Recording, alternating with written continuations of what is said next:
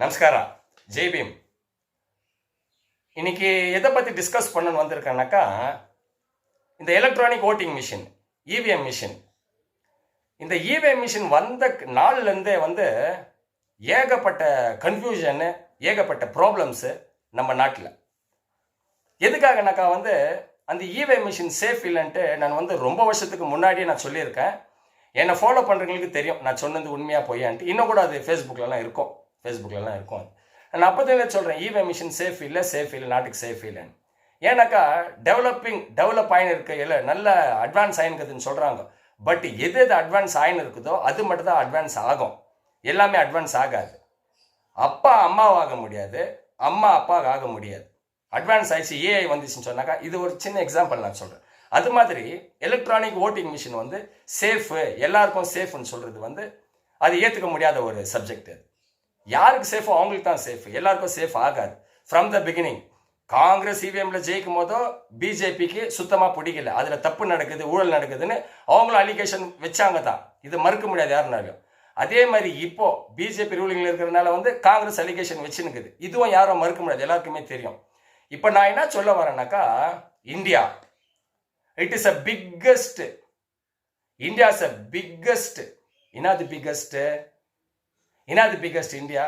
எங்கள் இந்தியாவில் டெமோக்ரட்டின்றது ரொம்ப ரொம்ப ஒரு அடிப்படை இது மாதிரி இருக்குது. India is the biggest democratic country இந்த என்டையர் வேர்ல்டு. அப்போ இந்த டெமோக்ராட்டிக் கண்ட்ரியில் ஒருத்தர் நினைக்கிறது செய்ய முடியாது, 10 பேர் நினைக்கிறது தான் ஒருத்தர் செய்யணுமே தவிர ஒருத்தர் நினைக்கிறது 10 பேர் செய்ய முடியாது, செய்யக்கூடாது. இப்போ நாட்டில் இருக்கிற ஜனங்களுக்கு எல்லாருக்குமே என்ன ஒரு குழப்பனாக்கா, இந்த ஈவன் நான் ஒரு ஓட்டு போட்டேன், அந்த ஓட்டு எங்கேயோ போயிடுச்சு, அவங்க எனக்கு ஓட்டு போட்டாங்க, ஏன் ஓட்டிங்க, எதுக்கு இந்த கன்ஃபியூஷன்? ஃப்ரம் த பிகினிங் நான் சொல்கிறேன், ஃப்ரம் த பிகினிங். நான் இப்போது சொல்லலை, இந்த இவிஎம் மிஷின் வந்த காலத்துலேருந்தே சொல்கிறேன். இப்போ என்ன ஒரு சிஸ்டம் இருக்குனாக்கா, நம்ம கர்நாடகா ஸ்டேட்டில் respected chief minister of Karnataka அவர் என்ன சொல்லியிருக்காருன்னா, செப்டம்பர் 3 இப்போ நடக்க போகிற லோக்கல் பாடி எலெக்ஷன் கர்நாடகா ஸ்டேட்டில் எல்லாமே பேலட் பேப்பரில் தான் நாங்கள் எலெக்ஷன் கண்டெஸ்ட் பண்ண போகிறோன்னு சொல்லியிருக்கிறாரு. அதுக்கு நம்ம ஹேட்ஸ் ஆஃப் சொல்லணும். ஏன்னாக்கா இங்கே யாருக்குமே குழப்பம் இல்லை. அவங்களுக்கு என்ன பேலட் பேப்பரில் போட்டாக்கா நம்மளுக்கு எந்த டென்ஷனும் இல்லை, நம்ம போயிட்டு எதை பார்க்குறோமோ அதை போட்டு போகிறோம், நம்மளுக்கு ஒரு கன்ஃபியூஷன் ஆகாது. ஏன்னா இப்போ டெக்னாலஜி இருக்கிறனால நம்ம ஏன் போட்டால் அது சீன் போயிடுது, சீன் போட்டால் அது ஜெட்டுன்னு போயிடுது. அதனால மாற்றி போகிறனால டெக்னாலஜி டெவலப்மெண்ட்டுன்றாங்க. But this is not a development. Development எது ஆகிக்குன்னா, TV, fridge, washing machine, mobile, வண்டிங்கோ, கார், இதெல்லாம் டெவலப் ஆகிருக்கு. அதெல்லாம் நம்மளே யூஸ் பண்ணுறதுனால அதுக்கு ஒன்றும் பிரச்சனை இல்லை. அது இப்போவுமே நம்ம யூஸ் பண்ணுறதுனால ஃபோனுனால நம்மளுக்கு தெரியும். பட் எலக்ட்ரானிக் ஓட்டிங் மிஷின் நம்மளுடைய உரிமை. இப்போ நான் கரெக்டாக தான் நான் பின் பண்ணியிருக்கிறேன்னா அது நான் நினச்ச பின்னுக்கு தான் போயிருக்கா. இதெல்லாம் ஏகப்பட்ட கன்ஃபியூஷன்ஸ். இந்த கன்ஃபியூஷன்ஸ் எல்லாம் இருக்கக்கூடாதுன்னா ஒரே ஒரு தீர்வு தான் இந்த நாட்டில், back to ballot paper. We have to get the ballot paper. September 3 respected chief minister சொல்லியிருக்கிறாரு. அது மாதிரி நாங்கள் பேலட் பேப்பரில் தான் எலெக்ஷனை கண்டெஸ்ட் பண்ண போகிறோம், கம்மிங் லோக்கல் பாடி எலெக்ஷன் எல்லாமேட்டுன்னு. இதுக்கு கர்நாடகா ஸ்டேட் எலெக்ஷன் கமிஷனர் கிட்ட போயிட்டு பேசியிருக்கிறாங்க. அவங்கள எந்த மறுப்பும் தெரிவிக்கல. ஏன்னாக்கா டெமோக்ராட்டிக் கண்ட்ரி இருக்கிறனால தான் நம்ம ஸ்டேட்டுக்கு, அதாவது எந்த ஸ்டேட் இருந்தாலும் சரி இந்தியாவில், அந்த ஸ்டேட்டுக்கார் எலெக்ஷன் எப்படி கண்டெஸ்ட் பண்ணிட்டு எலெக்ஷன் கமிஷனர் கிட்ட பேசினாக்கா, மீன்ஸ் நாங்கள் இவிஎம்ல இங்கே எலெக்ஷன் கண்டெஸ்ட் பண்ணுறோம், இல்லை நாங்கள் பேலட் பேப்பரில் தான் எலெக்ஷன் கண்டெஸ்ட் பண்ணுறோன்னு சொன்னாக்கா அதை எலெக்ஷன் கமிஷனர் அவங்க அக்செப்ட் பண்ணுவாங்க. ஏன்னா அந்த ஸ்டேட்டுக்கு அந்த ரைட்ஸ் இருக்குது. இப்போ நம்ம ஸ்டேட்டில் இது மாதிரி ஒரு இது எடுத்துன்னு வந்திருக்கிறாரு, சந்தோஷம், வரவேற்கிற விஷயம். இந்த பேலட் பேப்பருடைய பிரச்சனை என்னன்னாக்கா கவுண்டிங் பிரச்சனைன்றாங்க. ஒன்றும் பெரிய விஷயம் இல்லை, கவுண்ட் பண்ணலாம். பட் எலக்ட்ரானிக் ஓட்டிங் மிஷினில் நிறைய ப்ராப்ளம்ஸ் இருக்குது. திடீர்னு பிளாக் ஆயிடுச்சு, திடீர்னு எரேஸ் ஆயிடுச்சு, திடீர்னு ஹேங் ஆயிடுச்சு, ஏதாச்சும் ஒரு ரீசன் சொல்லுவாங்க. பட் பேலட் பேப்பர் அப்படி சொல்ல முடியாது. பேப்பர் தருவாங்க, நம்மளுக்கு இங்கே வைப்பாங்க, நம்ம போயிட்டு ஒரு சீல் பண்ணிட்டு நம்ம க்ளோஸ் பண்ணிவிட்டு பாக்ஸில் போட்டு வந்துடும். கவுண்டிங் எத்தனை முறை என்ன பண்ணலாம். இப்போ இவிஎம் மிஷினில் இருக்கிற கவுண்டிங் நம்ம ஒரு 2 டைம் ஃபர்ஸ்ட் டைமே கேட்டாக்கா எரேஸ் ஆயிடுச்சுன்றாங்க, பிளாக் ஆயிடுச்சுன்றாங்க, வேலை செய்யலை, மிஷின் வேலை செய்யலைன்றாங்க. எதுக்கு இந்த கன்ஃபியூஷன் நாட்டில்? நம்ம இந்த நாடுன்றது உலகத்திலேயே இந்தியா இந்தியா மாதிரிலாம் உலகத்தில் எந்த நாடுமே இருக்காது. ஏன்னா இங்கே எல்லா மொழி பேசுகிற மக்களாக இருப்பாங்க, விதவிதமான சாப்பாடு சாப்பிட்ற மக்களாக இருப்பாங்க, விதவிதமான வழிபாடு பண்ணுற மக்களாக இருப்பாங்க. இங்கே எல்லாருமே சேர்ந்தா தான் அந்த நாடு மிகப்பெரிய ஜனநாயக நாடு உலகத்திலேயே இந்தியா. அப்போ அவங்க ஆசைப்படி தான் நடக்கணும். எலெக்ஷன்ன்றது ஒரு தனிப்பட்ட மனுஷனுடைய அடிப்படை உரிமை. அவன் நினைக்கிற மாதிரி எலெக்ஷன் நடக்கணும். இப்போ இந்த இவிஎம் மிஷின் வானான்னு எதுக்காக எல்லாருமே சொல்கிறாங்கனாக்கா, மோர் தென் 75% யாருக்குமே மனசு இதில் வந்து சந்தோஷமாக ஆகலை. இப்போ அந்த எலக்ட்ரானிக் ஓட்டிங் மிஷின் கண்டுபிடிச்சாங்க பாரு. யார் கண்டுபிடிச்சது? ஜெர்மன்ஸ் கண்டுபிடிச்சாங்க. Germany has invited the EVM machines. But அதே ஜெர்மனி வந்து இந்த மிஷின்னால வந்து எங்கள் நாட்டில் இருக்கிற ஜனங்களுக்கு ஒரு சாட்டிஸ்ஃபேக்ஷன் இல்லை, இதில் ஒரு சேஃப் இல்லை, இதனால ஏகப்பட்ட பிரச்சனை வருதுன்னு சொல்லிட்டு ஜெர்மனி வந்து 2009 வந்து இந்த மிஷினை ஸ்கிராப் பண்ணிட்டாங்க.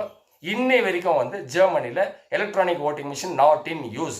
பேக் டு பேலட் பேப்பர் தான், பேலட் பேப்பரில் தான் அவங்க வந்து ஓட்டிங் பண்ணின்னு இருக்கிறாங்க. Second, Italy. இட்டாலி எவ்வளோ பெரிய கண்ட்ரி.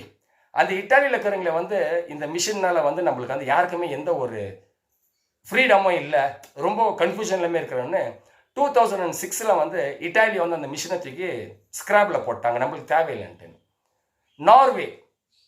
நார்வே பற்றி எல்லாருக்குமே தெரியும், ஏன்னா அது எவ்வளோ பெரிய கண்ட்ரி. அந்த நார்வேல என்ன மாதிரியான டிஸ்கஷன் எல்லாம் ஓடுது, உலகத்தில் முக்கியமான கண்ட்ரிஸ் டிஸ்கஷனே வந்து நார்வேல தான் ஓடுது. அந்த நார்வே வந்து 2011, நான் வித் டேட் சொல்கிறேன், இந்த டேட்டுங்கெல்லாம் கண்டுபிடிக்க தான் எனக்கு ஒரு 10-15 days ஆயிடுச்சு. ஆக்சுவலாக இந்த வீடியோ வந்து 15 days பிஃபோரே வந்து இதை நான் அப்லோட் பண்ணணும்னு இருந்தேன். பட் இந்த டேட்ஸு, இந்த டீட்டெயில்ஸ் கொஞ்சம் கிடைக்கிற மாதிரி இருந்தனால தான் கொஞ்சம் டிலே பண்ணேன். இது நம்ம என்டையர் நம்ம ஸ்டேட்டில் இருக்கிற எல்லாருக்குமே இது வந்து போய் ரீச் ஆகணும், எல்லாருக்கும் ரீச் ஆகணும். ದಯವಿಟ್ಟು ನಾನು பேசுகிற ಲ್ಯಾಂಗ್ವೇಜ್ வச்சு என்கிட்ட வந்து ಯಾರುಮೇ வந்து ಕಮೆಂಟ್ ಎಲ್ಲ வந்துறாங்க. ನನಗೆ ಗೊತ್ತು, ನಾನು ಹುಟ್ಟಿರೋದು ಕರ್ನಾಟಕ ಸ್ಟೇಟ್ನಲ್ಲೇ, ನಾವು ಓದಿರೋದು ಇಲ್ಲೇ KGF ಓದಿರೋದು, ಕೋಲಾರ ಜಿಲ್ಲಾ ನಮ್ಮದು. ನಮ್ಮ ಕನ್ನಡ ಬರುತ್ತೆ, ಮಾತಾಡೋಕೆ ಬರುತ್ತೆ, ಓದೋಕೆ ಬರುತ್ತೆ, ಬರೆಯೋಕೆ ಬರುತ್ತೆ, ಎಲ್ಲ ಬರುತ್ತೆ. ಆದರೆ ಏನು ಪ್ರಾಬ್ಲಮ್ ಅಂದರೆ ಈ ಸ್ಟೇಟ್ನಲ್ಲಿ ನಿಯರ್ಲಿ 2 crores ಆಫ್ ಟ್ಯಾಮಿಲಿಯನ್ಸ್ ಇದ್ದಾರೆ. ಇಲ್ಲಿ 2 ಕೋಟಿ ಮಕ್ಕಳಿದ್ದಾರೆ ಟೋಟಲ್ ಕರ್ನಾಟಕ ಸ್ಟೇಟ್ನಲ್ಲಿ. ಅವ್ರಿಗೆಲ್ಲ ಸ್ವಲ್ಪ ಅರ್ಥ ಆಗಬೇಕಂತ ಅದಕ್ಕೋಸ್ಕರನೇ ನಾನು ಒಂದು ತಮಿಳ್ನಲ್ಲಿ ಮಾತಾಡ್ತಾ ಇದ್ದೀನಿ. ದಯವಿಟ್ಟು ಯಾರು ತಪ್ಪು ತಿಳ್ಕೊಳ್ಬೇಡ ನಮ್ಮನ್ನ, ಆಯಿತಾ? நெதர்லாண்ட் கண்ட்ரியில் வந்து 2007 வந்து நெதர்லாண்டு இந்த இவிஎம் மிஷின் நம்மளுக்கு சேஃப் இல்லைன்னு அவங்க தூக்கி விசிறச்சிட்டாங்க. வேர்ல்டுலே பிக்கஸ்ட் எதில், டெக்னாலஜியில் யார் பிக்கஸ்ட்னு எல்லாருக்குமே தெரியும். வேர்ல்டுலே வந்து பிக்கஸ்ட் டெக்னாலஜி ஆனிக்கிற கண்ட்ரி எதுனாக்கா வந்து ஜப்பான் என்று வந்து எல்லாருக்குமே தெரியும். அந்த ஜாப்பனீஸே வந்து 2018 EVM is not good for கண்ட்ரின்னு சொல்லிட்டு ஜப்பான் டெக்னாலஜியில் கிங் ஆகணுங்க, அவங்களே தூக்கி 2018 ஸ்கிராப் பண்ணிட்டாங்க. இப்போ நான் எது சொல்ல வரேன்னாக்கா, Germany, Italy, Norway, Netherland, Japan, இது மாதிரி யூரோப்பியன் கண்ட்ரிஸ் எல்லாரும் வந்து இவிஎம் மிஷின் வானான்னு விட்டுட்டாங்க. ஸோ இப்போ வந்து ಇದಿಲ್ಲ ಒಂದು ಏನು ಮಾಡಬೇಕಂದ್ರೆ ನಮ್ಮ ಸ್ಟೇಟ್ನಲ್ಲಿ ಇರೋರೆಲ್ಲ ದಯವಿಟ್ಟು ಇ ವಿ ಎಮ್ ಬೇಡ ಅಂತ ಒಂದು ಇದು ಮಾಡ್ಕೊಂಡಿದ್ದಾರೆ ನಮ್ಮ ಸಿ ಎಮ್. ದಯವಿಟ್ಟು ಎಲ್ಲರೂ ಬ್ಯಾಲೆಟ್ ಪೇಪರ್ಗೆ ಸ್ವಲ್ಪ ಬೆಂಬಲ ಕೊಡಿ ಅಂತ ನಮ್ಮದು ವಿನಂತಿ ಇದು. Thank you. ಜೈ ಹಿಂದ್, ಜೈ ಭಾರತ್, ಜೈ ಕರ್ನಾಟಕ.